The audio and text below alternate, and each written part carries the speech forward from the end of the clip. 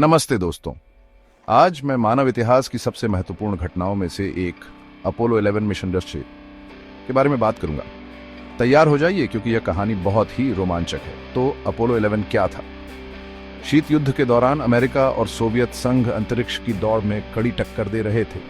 Soviet संघ ने कुछ बड़ी जीत हासिल की, जैसे 1957 में स्पुतनिक लॉन्च करना और 1961 में यूरी गगारिन को अंतरिक्ष में भेजना। लेकिन राष्ट्रपति कैनेडी ने 1961 में एक चुनौती दी कि अमेरिका इस दशक के खत्म होने से पहले चांद पर एक आदमी को उतारेगा, और इस तरह अपोलो 11 मिशन की शुरुआत हुई। अब 16 जुलाई 1969 की बात है। 3 बहादुर अंतरिक्ष यात्री नील आर्मस्ट्रांग, बज एल्ड्रिन और Michael Collins Saturn V rocket में बैठे थे, कैनेडी स्पेस सेंटर से उड़ान भरने के लिए तैयार। यह रॉकेट बहुत बड़ा था, जिसमें 10 लाख गैलन ईंधन था। उनका मिशन चांद पर उतरना और सुरक्षित पृथ्वी पर वापस आना।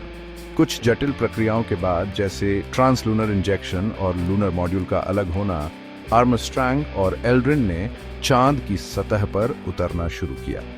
20 जुलाई 1969 को इतिहास रचा गया। आर्मस्ट्रांग लूनर मॉड्यूल से बाहर निकले और वो प्रसिद्ध शब्द बोले, "That's one small step for man, one giant leap for mankind." लेकिन सब कुछ आसान नहीं था।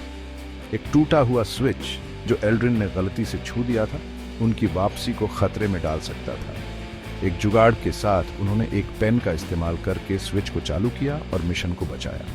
चांद पर उन्होंने नमूने इकट्ठा किए, तस्वीरें लीं, वैज्ञानिक उपकरण लगाए और एक पट्टिका छोड़ गए जिस पर लिखा था, "We came in peace for all mankind."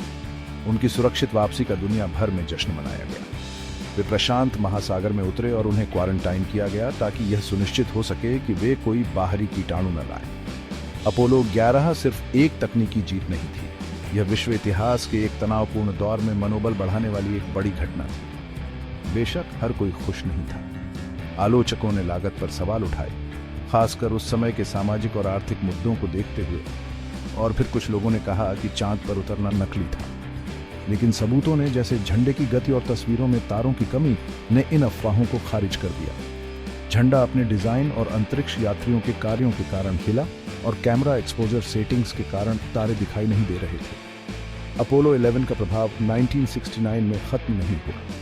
इसने कंप्यूटर तकनीक में प्रगति को बढ़ावा दिया, खासकर इंटीग्रेटेड सर्किट में।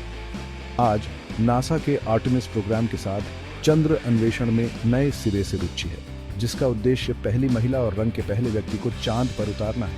तो यह रही अपोलो 11 की अद्भुत कहानी। यह मानव प्रतिभा, दृढ़ संकल्प और अन्वेषण की भावना का प्रमाण है। देखने के लिए धन्यवाद। अगर आपको ये जानकारी पसंद आई तो लाइक बटन दबाएं और विज्ञान और अंतरिक्ष की दुनिया की और दिलचस्प कहानियों के लिए सब्सक्राइब करें। अगले वीडियो में मिलते हैं।